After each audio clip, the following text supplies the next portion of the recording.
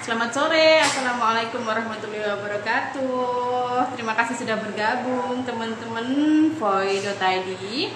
Nah, sore ini kita bakal punya percakapan yang seru sama pemain dan kru sutradaranya film Kukira Kau Rumah. Ya, nanti bakal ada Prilly, juga bakal ada Umay Sahab yang jadi kebetulan nih mereka bukan cuma main, si Prilly bakal main si Prilly ini ambil peran jadi produser juga, sementara si Umay udah ngetes. Hai Umay.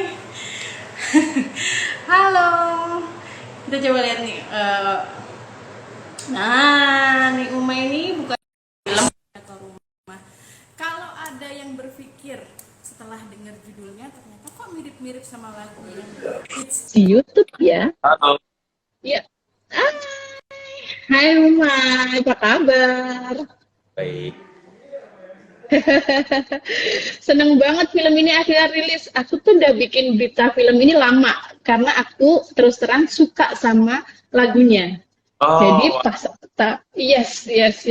tahu ada tahu ada filmnya tuh langsung searching gitu kan, nanya ke MD. Ya ampun, jadi film keren banget. Karena lagunya tuh liriknya kan udah berasa banget dalam gitu ya. Apalagi kalau kita lihat di YouTube tuh komen-komennya tuh orang baper kan karena lagunya.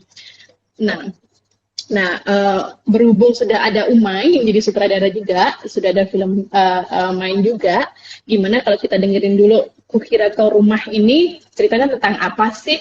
Semirip apa sama lagunya? oke. Eh, Kalau ditanya semirip apa sama lagunya, mungkin ini bukan Amigdala merepresentasikan atau membuat perspektif baru dari lagunya mereka. Tetapi Kukira Kau Rumah ini adalah film dari fantasinya aku, yang mana aku adalah penikmat lagunya Kukira Kau Rumah.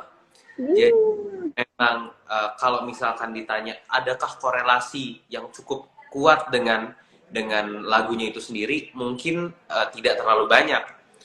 Kayak misalkan di lirik dari tubuh seorang perempuan yang memintamu untuk Yang pulang, memintamu untuk pulang. kayak lirik itu sih yang menjadi konteks utama untuk aku bawa ke ceritaku di film Kukira Kau Rumah ini gitu loh, bahwa aku nggak mengambil keseluruhan cerita dari lagu ini untuk aku jadikan film. Kalau ditanya Kukira Kau Rumah bercerita tentang apa, Kukira Kau Rumah adalah cerita tentang seorang perempuan bernama Niskala yang merasa sendiri, dan juga bercerita tentang seorang pria bernama Pram juga yang merasa hidup dalam kesendiriannya, lalu mereka berdua bertemu, dan Pram di momen itu baru menyadari kalau Niskala memiliki uh, gangguan kejiwaan, yaitu bipolar gitu sih. Jadi uh, ini bercerita tentang dua orang yang merasa hidup dalam kesendirian lalu bertemu untuk saling melengkapi satu sama lain gitu sih. Iya, iya. Bipolar tuh kan orang Indonesia belum banyak yang tahu ya. Pernah ada artis satu yang eh, memang didiagnosis bipolar dan orang langsung notisnya ah gila nih gitu. Nggak Ya, banyak orang ngerti bahwa sakit mental itu belum tentu gila gitu. ya, Apakah film ini juga mengangkat tema itu ke dalam sebuah ceritanya? Apakah memang pengen ngasih tahu bahwa kesehatan mental itu penting dan nggak orang yang punya sakit mental itu belum tentu gila gitu? tentunya, aku dan Prilly menghadirkan film ini adalah bentuk kami melawan stigma itu sendiri, melawan stigma Hmm. yang orang-orang buat gitu loh, bahwa orang punya gangguan kejiwaan sama dengan orang gila dan lain-lain. Sebenarnya ini kan kalau disederhanakan, ya orang flu belum tentu menularkan dan bikin orang lain meninggal gitu kan. Maksudku, Hmm, hmm, hmm, hmm. aku ingin point out ke hal itu aja, bahwa ya orang wajar punya punya punya gangguan kejiwaan gitu loh, sebagaimana kita dua kali setahun ke dokter gigi, ya kita dua kali setahun juga boleh ke psikolog atau ke psikiater untuk Yes, yes, yes. kan apa yang kita rasakan, apa yang kita alami sejauh ini gitu. Jadi memang uh, film ini ada untuk menghancurkan stigma-stigma. Aku berharap untuk menghancurkan stigma-stigma yang sudah ada di masyarakat gitu sih. Iya sih, bener. Orang tuh kan lebih suka kalau lihat rumah sakit, bayangannya cuma tubuh sakit, bagian tangan lah, kaki, gigi, nggak suka perhatian sama mentalnya. Itu kan juga sama. Nggak kelihatan tapi sakitnya berasa gitu ya. Nah, gandeng sama Prilly bukan cuma sebagai pemain, terus jadi produser. Awal ceritanya gimana nih, Umay? Awal ceritanya karena aku sudah kenal dia cukup lama juga sih. Eh, Mm-mm. kita kita sudah sering sering ngobrol, bercerita tentang film apa yang kita suka, terus eh, keresahan apa sih yang ada di diri kita satu sama lain yang bisa kita Mm-mm. mungkin itu sih awalnya dari situ sih. Maksudnya kita punya relatability mengenai keresahan apa yang sedang kita bawa di dalam diri kita setiap harinya gitu. Dan akhirnya ketemu sama Prilly mendiskusikan kayaknya cocok deh kalau kita bikin ini ke medium atau ke media yang lebih besar lagi yang bisa bersuara lebih kencang lagi. Halo. Hai, si cantik udah gabung. Panjang umur kamu Prilly ya. Kita baru ngomongin gimana ceritanya Umay gabung sama kamu jadi produser, Oh, gitu. menciptakan film Kukira Kau Rumah. Oke. Dilanjut dulu Umay, gimana dari tadi? Kita Iya, terakhir ke, jadi itu sih yang melandasi bahwa kita kita punya keresahan yang sama nih gitu. Mungkin banyak yang nanya kenapa lu nggak bikin film horor, kenapa lu nggak bikin film ini, kenapa lu nggak itu, kenapa dan seterusnya kenapa semua pertanyaannya. Tetapi ya kita teguh dengan pendirian kita gitu bahwa ya kita mau bikin apa yang kita resahkan, apa yang kita suka, bukan sekedar kita mau cari viralnya doang lah atau lain-lain. Karena balik lagi ke stigma yang tadi, aku bingung kenapa banyak orang lebih eh, orang bisa percaya sama setan tapi dikasih tahu awareness mengenai kesehatan mental mereka nggak mau percaya gitu sih. Jadi itu juga melandasi kita bikin bikin film Kukira Kau Rumah ini. Nah ini ada Shenina juga. ini ada Selina juga. Halo, halo. Makasih loh udah gabung sama Voice dan Nina Prilly. Ume, aku ke Prilly ini ya. Prilly ini beberapa tahun terakhir itu kan sangat concern untuk mengedukasi lewat Instagram, lewat YouTube, kesehatan mental. Terus kemudian gayung bersambut bikin film ini yang mengangkat tema itu juga. Awal mula kamu berpikir untuk membuat film ini sebagai produser, terus main juga tuh gimana sih? Boleh ceritain nggak? Sebenarnya awal mulanya itu karena aku sama Umay kita kan awalnya sebelum kerja bareng kita udah bersahabat gitu. Jadi kita sama tahu Mm-mm. cerita hidup masing-masing. Aku sering curhat sama Umay, Umay juga sering curhat sama aku keluhan-keluhan kita. Terus juga kita punya beberapa temen yang juga sedang berusaha untuk take care of their mental health gitu, menjaga kesehatan Mhm. mental mereka. Terus akhirnya aku sama Umay sadar bahwa kesehatan mental itu sama pentingnya sama menjaga kesehatan fisik. Apalagi pas awal-awal pandemi, banyak banget kan campaign untuk memakai masker, minum vitamin, jangan keluar rumah, pokoknya semua campaign yang berkaitan menjaga kesehatan fisik. Tapi kayak jarang banget campaign yang eh, bergerak di kesehatan mental gitu. Mungkin ada tapi nggak begitu terdengar. Padahal di saat awal-awal Mhm. pandemi itu sampai sekarang pun angka orang yang terkena mental illness itu meningkat gitu karena perubahan gaya hidup, triggernya banyak gitu. Adanya perubahan gaya hidup, stres karena mungkin pandemi juga gitu. Nah, jadi kita melihat bahwa kesehatan mental itu sama loh pentingnya dan dialami juga sama banyak banget anak-anak muda di Indonesia. Cuma mereka belum berani speak up, pengetahuannya soal kesehatan mental itu masih benar-benar minim, mereka masih malu ke psikolog, padahal untuk pergi ke psikolog tuh adalah hal yang lumrah dan wajib gitu, bukan bukan hal yang harusnya disembunyiin dan Mhm. illness itu bukan aib ya, karena kan kita nggak memilih mental illness gitu, justru kita bisa sharing ke banyak orang. Nah, apa namanya ke banyak orang kalau misalnya kita sedang menghadapi apa gitu. Jadi aku sama Umay kita memutuskan untuk membuat film gitu tentang kesehatan mental karena kita merasa mungkin karena kita berdua juga sama-sama kerja di industri yang sama, industri film dari dulu gitu.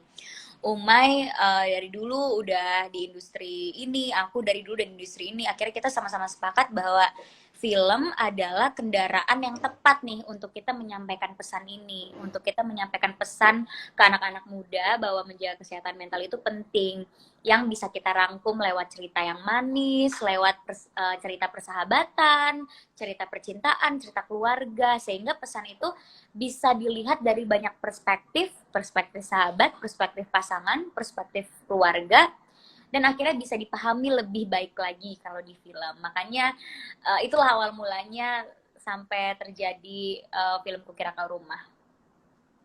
Yes. Lalu berpikir jadi produser. Sebetulnya triggernya apa sih sampai Prilly mau jadi produser gitu di film ini? Karena aku tuh suka men-challenge diri aku sendiri. Terus dua, ya karena ini idenya aku dan Umay ya, kita sama-sama punya ide ini gitu ya. Terus kita punya tim yang kita udah punya tim yang luar biasa baik dan mau mendukung kita gitu, mau mendukung mimpi kita. Kita punya Pak Montitiwa sebagai supervisi kreatif, kita punya Mas Andi yang dan akhirnya support system kita itu mendukung kita untuk ayo bisa kok produksi sendiri kalau misalnya punya cerita bagus, punya pesan yang bagus. Akhirnya ya udah aku memberanikan diri untuk menjadi produser gitu. Dan ya pengalaman pertama yang cukup menantang tapi juga jadi nagih ya memproduksi suatu karya gitu, karena senang banget bisa gabung dan develop karyanya tuh dari nol gitu. Nah, Umay, Prilly, sama Senina ini kan sebagai public figure, orang kan maunya taunya selalu cantik, selalu tampan, bagus-bagusnya aja nih. Kadang-kadang itu juga bikin sakit mental juga kan kita, maksudnya kayak dituntut untuk selalu tampil cantik, tampil ini. Boleh nggak kalian ceritain punya pengalaman mental illness gara-gara tuntutan-tuntutan pekerjaan kalian gitu? Mau siapa dulu? Mungkin Senina dulu kali. Senina dulu ya. Yes. Iya, menurut aku itu sangat sering terjadi sih, dan menurut aku semua public figure yang dilihat sama banyak orang pasti pernah ngerasain itu gitu. Dan aku pribadi ngerasanya lebih kayak kita sama kalian tuh sama-sama manusia, dan semua yang kita lakuin tuh sama persis kayak yang kalian lakuin dan gak ada bedanya. Cuma bedanya kita dilihat sama banyak orang, mungkin kalian enggak gitu. Dan untuk kalau misalnya aku akan terus dituntut untuk menjadi sempurna, menjadi takaran sempurna bagi orang-orang, menurut aku itu sangat nggak bagus gitu. Makanya sekalinya aku syuting dan mendapat tantangan kayak udah deh nggak usah pakai make up, kayak di Kukira Kau Rumah kita semua itu nggak ada yang pakai make up. Jordi, semuanya kita bener-bener tampilnya senatural mungkin, karena di situ pun salah satu apa ya yang kita pengen tunjukin kalau misalnya kita semua tuh sama aja, kita emang looksnya seperti ini gitu, apa adanya gitu. Jadi hal-hal yang kayak gitu kadang aku ngerasa terima kasih bisa ada di industri ini dan bisa ngerasain kalau misalnya kita bisa tunjukin diri kita yang seperti apa aslinya gitu sih Kak. Iya. Yes. Kalau Prilly gimana? Prilly kayaknya nanti Umay bakal join lagi deh. Kita lihat dulu ya si Umay udah. Kalau aku sendiri sebenarnya kurang lebih sama ya, kayak walaupun orang ngelihatnya kayaknya there's no reason for us to be insecure, especially kita yang public figure gitu. Kayaknya kalau kita insecure, orang malah mikirnya kita nggak bersyukur gitu. Padahal kita melewati banyak sekali pressure dari publik, dari orang-orang terdekat, bahkan yang tidak sadar memberikan pressure tersebut gitu. Dimana kita harus memenuhi ekspektasi orang lain, bukan dari segi fisik aja, tapi juga dari segi pekerjaan, dari segi prestasi apapun gitu. Everything is a competition gitu. Kayak semuanya dijadikan kompetisi gitu. Bahkan kadang kompetisi yang tidak sehat gitu, dengan membandingkan orang lain atau bahkan membandingkan diri kita dengan orang lain gitu.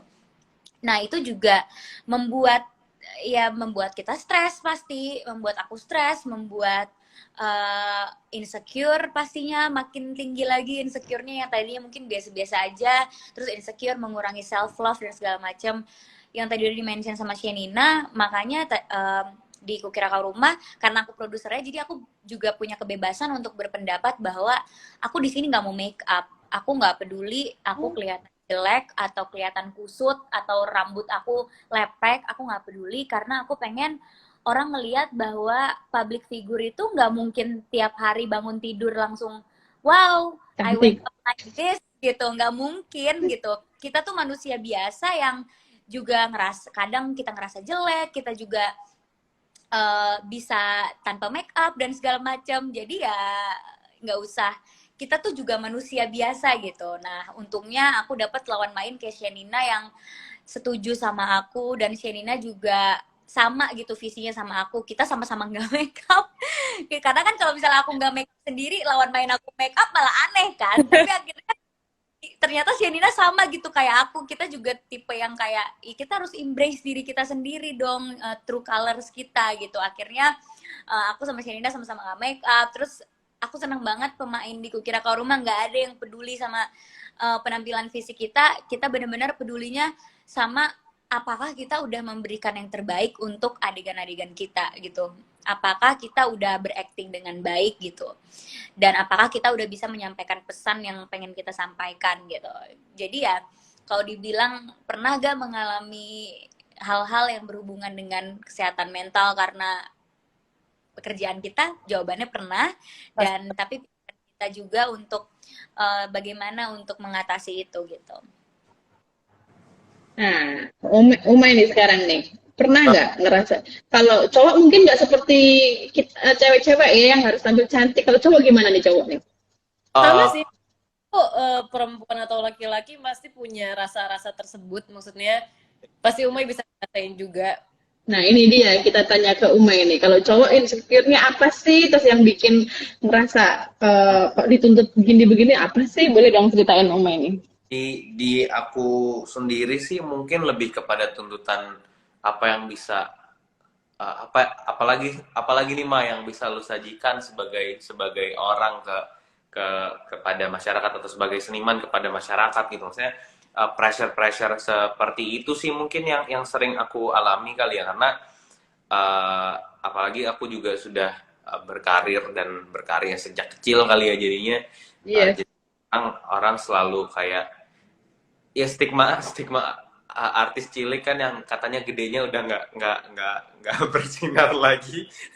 Itu sih pressure kayak gitu sih paling yang sering hadir di hidup gue gitu. Atau mungkin kalau bisa aku korelasiin sama apa yang kukira kau rumah sajikan adalah bagaimana kita bisa menjadi support system yang baik bagi lingkungan kita gitu loh, bagi orang-orang yang mungkin ngerasa sendiri atau orang-orang yang mungkin diberikan stigma buruk karena dia punya gangguan kejiwaan gitu. Jadi mungkin kalau konteksnya kepada lingkungan ya semoga kita selalu bisa jadi support system yang baik gitu loh, tanpa sekarang kan istilahnya banyak banget ya, ada salah satunya toxic positivity gitu. Iya, Kayak ada. ya lingkungan yang suportif sih yang paling penting untuk bikin kita jadi orang yang lebih baik lagi, jadi manusia yang lebih manusia gitu. Seru nih. Jadi manusia yang lebih manusia, memanusiakan manusia itu paling penting ya. Orang suka lupa bagaimana caranya memanusiakan manusia. Nah, Senina tadi belum sempat cerita nih perannya buat di film Kukira Kau Rumah. Boleh dong ceritain ke teman-teman yang lagi nonton nih, gimana sih peran kamu? Terus awalnya bergabung gimana? Aku di sini berperan sebagai Dinda. Aku itu sahabatnya Prilly, sahabat tenis Kala. Perannya itu apa ya? Mungkin kurang lebih mirip sama Prilly, sama perannya Niskala, karena kita tuh sama nyatu banget, bisa nyatu karena sifat kita sama gitu.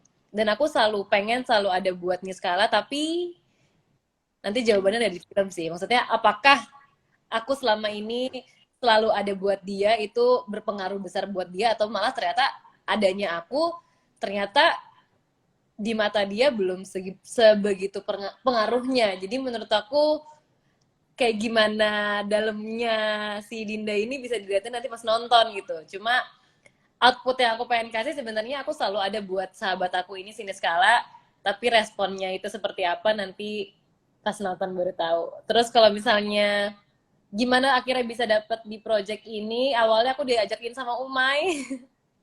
Pertama kali banget aku di chat sama dia kayak Shen, gue lagi mau jalan project dan aku sangat bangga. Maksudnya aku pertama kali terjun di dunia entertain ini aku ketemu pertama kali satu project itu langsung sama Umay. Jadi kayak aku kenal dulu sebagai temen temen main. Tiba-tiba sekarang aku bakal di direct sama dia yang dulunya aku mainnya sama dia gitu. Satu frame sama Umay, tiba-tiba sekarang aku malah di framing ini sama Umay gitu. Jadi aku sangat kayak mau yuk syuting gitu. Aku nggak nolak sama sekali. Terus pas ditawarin ternyata kisahnya tentang bipolar dan yang diangkat itu apa ya? Maksudnya bipolar yang diangkat itu dari banyak sisi gitu, dari persahabatan, dari keluarga kayak tadi Prilly bilang, dari percintaan juga. Kayak aku nggak punya alasan buat nolak gitu, Kak. Jadi aku kayak mau please. Tambah lagi produsernya Prilly. Oh my god. Yuk. Ya, jadi memang kukira kau rumah Yes. ini uh, memperlihatkan berbagai macam perspektif sih. Maksudnya bukan hanya tentang ayo dong lu tolongin teman kita yang punya gangguan kejiwaan atau lu lihat dong dari sisinya gue. Jadi ini segala macam sudut pandang ada menurut aku ada di film Kukira Kau Rumah sendiri dari masalah mental health awareness, masalah mungkin toxic positivity dari sudut pandang yang mengalami tentang persahabatan, tentang family. Jadi memang segala macam perspektif ada di setiap karakter yang bermain di Kukira Kau Rumah gitu loh. Jadi mungkin ya beberapa kali kita nonton ada film yang kok karakter ini ada aja sih gitu, tapi nggak ada perspektif, nggak ada statement yang dia bawa untuk kelangsungan ceritanya. Dan di Kukira Kau Rumah ini sih mungkin aku bisa bilang semuanya memberikan sudut pandangnya sendiri sih mengenai karakternya terhadap kelangsungan cerita ini sendiri gitu sih. Bakal seru. Prilly tadi kan sempat bilang suka men-challenge diri sendiri. Udah main, udah jadi produser. Di akhir trailer nyanyi pula. Nih banyak yang penasaran. Ini nyanyi beneran gak sih Prilly lagunya gitu? Karena lagunya udah bener-bener banyak penggemarnya sendiri. Banyak. Ada apa aja, Pril? Temai di film. Di film Ceritain. Banyak yang penasaran itu nyanyi beneran nggak sih sama Jordi buat lagu itu atau mau dibikin bikin video klip sendiri nanti nih. Banyak yang penasaran nih. Oke. Jadi sebenarnya proyek Kukira Kau Rumah tuh proyek yang mandiri banget ya. Sampai soundtrack aja kita bikin lagi sendiri gitu. Selain Kukira Kau Rumah ya, Kukira Kau Rumah kan memang udah lagu yang luar biasa, banyak banget pendengarnya dari Amigdala gitu. Cuma ada beberapa lagu yang memang dibikin sendiri sama Umay. Terus akhirnya kita rekam ulang juga. Kukira Kau Rumah kita rekam ulang dengan suara aku dan Jordi gitu-gitu. Jadi emang aku sih tipenya yang sekalian aja gitu. Kalau kita bisa lakuin semuanya dan bisa maksimal semuanya, kenapa enggak? Makanya pas produserin, oh ya udah kita udah dapat pemain yang talentanya luar biasa nih, bisa nyanyi juga. Jadi kan ya udah sekalian aja, cocok juga sama ceritanya gitu. Karena memang ceritanya kan Pram memang harus nyanyi. Nah terus tiba-tiba kita ketemu yang suaranya juga bagus. Ya udah akhirnya kita rekam beneran pakai suara asli gitu untuk jadi adegan di film kayak gitu. Dan tadi sebenarnya aku pengen ngerespon yang kayak Shenina bilang, apalagi produser Prilly, thank you banget karena aku sering banget cerita kayak banyak banget yang underestimate kalau misalnya pemain ditawarin main di project yang diproduserin sama produser baru gitu. Karena kan aku kan baru kan menjadi produser gitu. Sesuatu yang baru juga buat aku, apalagi Kukira Kau Rumah adalah hal yang pertama gitu. Tapi Shenina langsung directly say yes dan percaya sama aku, sama Umay kalau kita yang muda-muda nih juga bisa berkarya. Dan kalau misalnya kita berkaryanya serius dan kita support sistemnya baik, kayak kita punya banyak support system yang mendukung kita, pasti karya tuh akan bisa jadi baik kok hasilnya gitu. Apalagi kalau pemain-pemainnya kerjanya pakai hati. Dan Shenina tuh di setiap penampilannya, di scene-scene-nya di Kukira Kau Rumah tuh selalu bagus banget. Kayak pokoknya nggak mungkin ada peran yang nggak penting sih di film ini. Semua peran tuh penting dan karakternya Shenina di Kukira Kau Rumah juga salah satu kunci di film ini gitu. Aduh, jadi penasaran banget. Dan berkahnya adalah film ini tayang di ketika bioskop sudah rame lagi, udah banyak penonton. Nah, harapan kalian gimana dengan film ini ke layar lebar lagi? Sekangen itu nggak sih buat nonton di layar lebar? Umay sih Aduh, kayaknya karena dia udah megang mic juga. dia udah Ada. mau make Dia udah siap. Dia antara mau nyanyi atau mau jawab nih. Oke. Saya nggak sabar sih. Yang kayak aku selalu bilang di semua interview bahwa cinema experience tuh nggak bisa bohong sih. Ya, aku juga pernah ngomong gini bahwa kita bisa main roller coaster di virtual reality ya. Tapi rasa adrenalin yang kita dapetinnya beda gitu loh sama kita emang main langsung di apa namanya di tempatnya gitu loh. Sama kayak nonton nonton ke bioskop, cinema Bioskop. experience bohong, getaran di kaki kita saat audionya lagi emang scene-scene yang berat, scene-scene yang penting gitu. Atau kita kita ngerasain ya semuanya segala macam ya yang masuk dalam kategori cinema experience itu sih. Jadi memang aku nggak sabar banget sih untuk orang-orang uh, nonton film Kukira Kau Rumah di bioskop tanggal 3 Februari. Betul sekali. Ya. Kak Selina gimana nih? Lihat filmnya tayang di bioskop bakalan tayang nih. Aku pribadi udah lama banget nggak nonton film aku sendiri yang tayangnya di bioskop. Jadi kayak ini film pertama aku yang setelah pandemi aku bisa tonton sendiri di bioskop dan bisa ngeliat respon orang-orang nantinya bakal kayak gimana. Kangen banget sih karena udah lama banget nggak ke bioskop, terus sekalinya ke bioskop akhirnya bisa nonton film sendiri dan menyaksikannya bareng-bareng sama yang lain juga, dan kita bakal ada promo juga pastinya. Maksudnya aku kangen banget dengan masa-masa itu gitu. Aku kangen untuk keluar ketemu sama penonton secara langsung, bisa interaksi secara langsung, bisa ngeliat responnya secara langsung juga, itu aku seneng banget. Jadi sangat ditunggu-tunggu sekali. Jadi please kita ketemu bareng-bareng nanti di bioskop tanggal 3 Februari. Nah, buat produser nih juga nih, kan peluang penontonnya jadi banyak kan, udah rame lagi bioskop, orang udah antusias buat nonton gitu. sebenarnya kalau untuk aku sebagai pemain seneng banget bisa ditonton lagi, tapi kalau sebagai produser is a new challenge again. Karena kalau misalnya kita tayangnya di OTT, sebagai produser kan lepas tangan, terima uang di depan gitu ya, dan kita nggak tahu yang ngelihat viewersnya berapa, kita nggak tahu. Betul. Pokoknya kalau Mhm. on trending nomor 1 atau 2, 3 atau 4 gitu, pokoknya 5 besar itu udah aman lah buat produser. Tapi kalau bioskop kan angkanya ini kita nggak bisa tebak sama sekali ya. Kita nggak bisa ukur nih, kayak menurut pengalaman aku promoin film, kita nggak bisa ukur. Misalnya udah viral di sosial media, udah bagus banget engagementnya di sosial media, tapi belum tentu orang ke bioskop gitu kan. So it's a new challenge for me untuk bener-bener educate penonton Indonesia untuk balik lagi ke bioskop dan memilih nonton film Kukira Kau Rumah. Apalagi film Kukira Kau Rumah kan juga menawarkan hal yang baru di perfilman Indonesia saat ini kan, kayak kita menawarkan isu mental health, terus juga yang produserin masih pertama kali memproduserin dan main juga, yang sutradarain Umay, waktu itu dia sutradarain when he was 19 years old, di saat dia masih umur 19 tahun dia udah sutradarain. Terus Shenina penampilan baru lagi, Jordi penampilan yang baru lagi dari yang biasa orang lain lihat gitu. Jadi semoga dengan kita menyajikan kualitas film yang kita usahakan baik, dan promo juga yang terus-terusan di sosial media, orang bisa tergerak ke bioskop 3 Februari 2020, dan semoga tantangannya menjadi tantangan yang menyenangkan, hasilnya bagus, resultnya bagus gitu. Amin. Amin, amin. Biar tambah seru, kita kasih game buat kalian bertiga, biar orang-orang makin penasaran nih sama Kukira Kau Rumah. Kita ada game, namanya ini atau itu. Ada 2 pilihan, nanti dijawab cepat. Pilih salah satu aja jawabannya, habis itu kita ngobrolin. Siapa dulu mau main? Sweet dulu. Gunting batu kertas.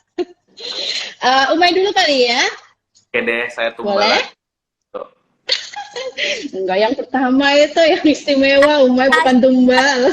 Makasih Kak Tasi, jangan lupa ke bioskop ya. Ih, rame. Ya, Ih, banyak banget yang muji-muji cantik Umay. Ih, pada nyariin. Oke, sekarang kita ke Umay karena banyak yang penasaran sama Umay. Oke, Umay, ada 5 pertanyaan buat kamu. Kita pilih cepat ya. Sudah siap? Android atau iPhone? iPhone, Sutradara atau pemeran utama? sutradara. Rupiah atau Bitcoin? Bitcoin, Mudah banget dia berarti. Jadi orang jenius atau orang beruntung? beruntung. Michael Bay atau Zack Snyder? Siapa? Michael Bay atau Zack Snyder? Oh, Zack Snyder. Oke, kenapa pilih orang beruntung bukan orang jenius? Eh, soalnya banyak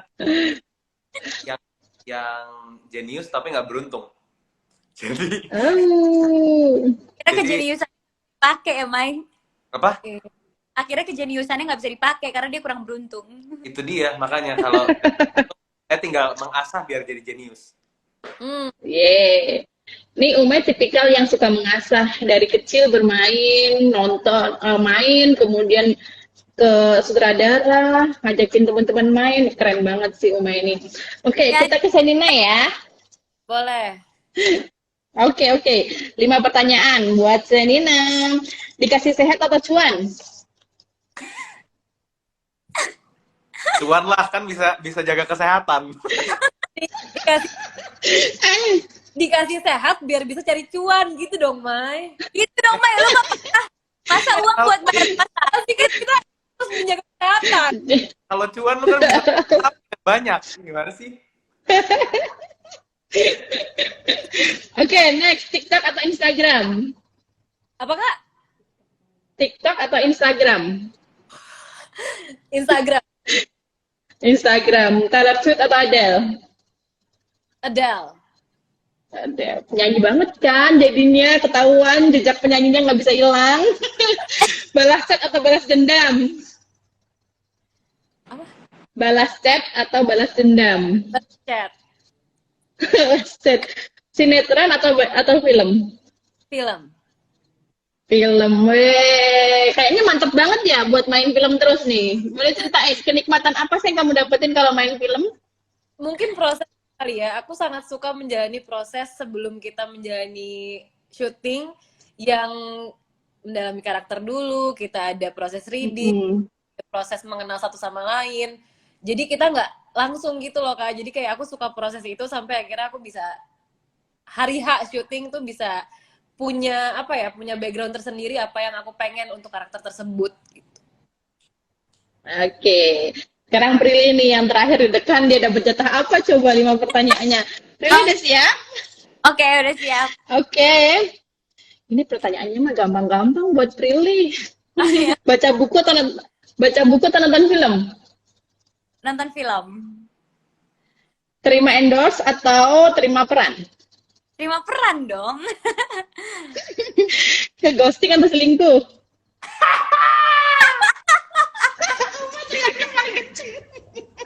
Gue yang jawab dong, boleh nggak?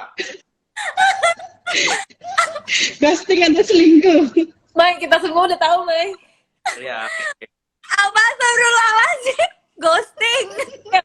Ghosting. Andre Garfield Abang atau ghosting, Tom kan? Holland? Kenapa? Andre Garfield atau Tom Holland? Oh my god. Dua-duanya suka lagi. Andrew. Andrew. Muncul di TV atau di YouTube? Di YouTube. YouTube. Kekinian Ngomong- banget ya pokoknya kalian. Oke, ini karena dua-duanya bikin penasaran soal ghosting, ceritain dong pengalaman ghostingnya. Di ghosting atau nge-ghosting nih Prilly nih, ayo. Oh, saya di ghosting aja. Saya nggak mau ngeghosting. Kalau pamit baik-baik. Ayo. Ya kan, Berarti Mai? pernah di ghosting nih. Ntar, baik-baik itu tetap ngobrol terus cabut atau baik-baik tuh gimana sih maksudnya? Atau Ya ninggal? ngobrol. Ya ampun. Oke.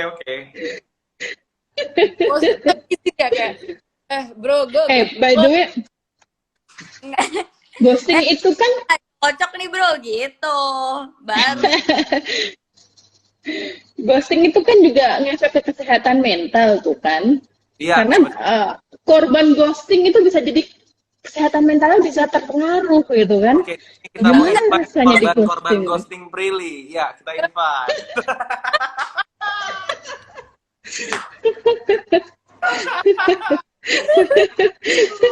Haruskah kita tambahkan korban-korban ghostingan? Gini, Boleh, boleh. sebenarnya ghosting itu kan pergi diam-diam, ya kan? Kalau Yes. aku pergi diam-diam, aku selalu ngomong dulu gitu. Terus kalau misalnya korban ghosting itu takutnya kena mental, yakin sebelum kena mental dia nggak jadi penguji mental kita dulu sampai kita pergi. Kan kita pergi pasti Oh. kannya gitu. Siapa tahu dianya juga penguji mental yang akhirnya kita ghosting gitu. Betul begitu sih. Kenapa tanya? Betul aja. Kita healthy relationship, dia nggak relate. Kalau saya kan duta complicated relationship. Kalau Prilly emang susah, karena kalau yang lurus-lurus aja dia kayak, aduh nggak ada tantangannya gitu. Enggak mau. Ya Allah, sekarang saya mau lurus-lurus aja. Sekarang saya mau seperti Berarti di all out sampai percintaan aja dikasih challenge karena Prilly suka challenge gitu ya. Iya, terlalu ambisius. Tapi nggak punya ambisi juga susah loh, hidup itu nggak bertujuan. Ya nggak Prilly? Betul Cuma sekali. kebanyakan juga overload nggak sih? Tapi memang kita harus mengukur diri sendiri supaya kesehatan mental kita terjaga. Nggak disakitin orang lain karena bisa menjaga diri sendiri, mencintai diri sendiri itu sendiri yang lebih penting. Betul. Yes, yes, yes.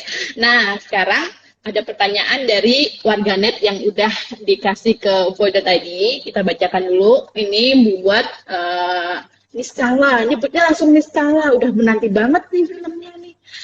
Dari FP Harja, adakah persiapan khusus untuk peran Niskala yang diceritakan mengidap bipolar? Apa pesan utama yang disampaikan dari film Kukira Kau Rumah?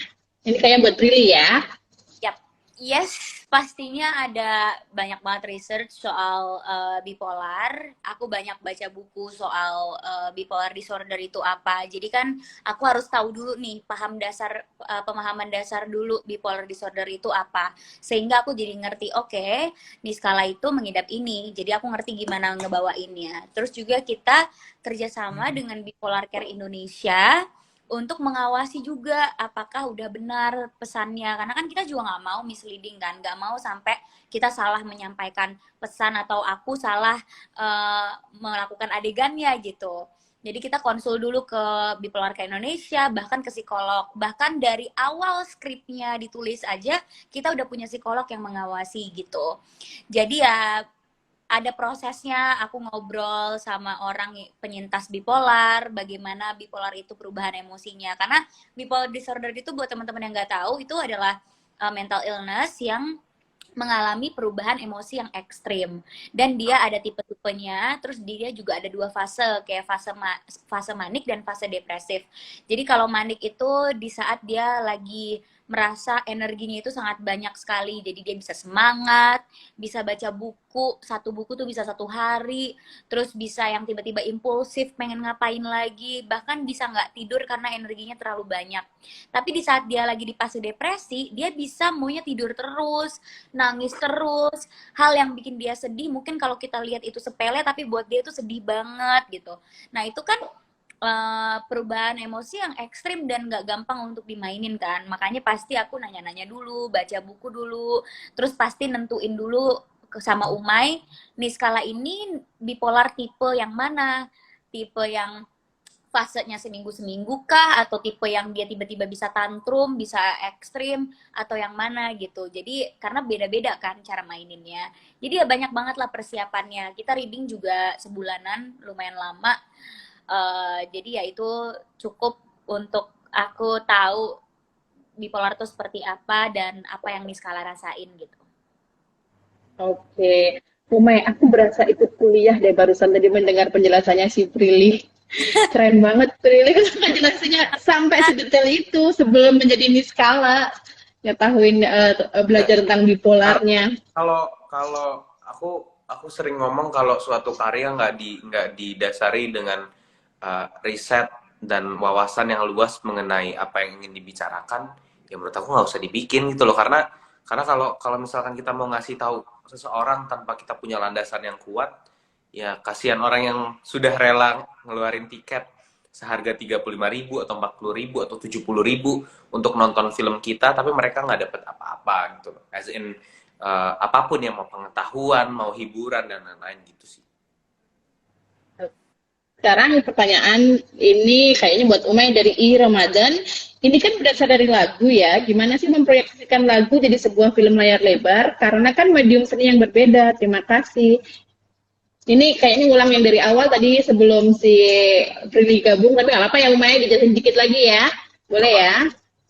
Sebenarnya kalau gimana ya, ini aku kan juga bukan yang pertama ya, maksudku dari dulu udah banyak banget film yang diambil dari sebuah lagu, kayak film Asal Kau Bahagia, terus film Dialova, terus film Satu dan lainnya gitu lah, banyak banget.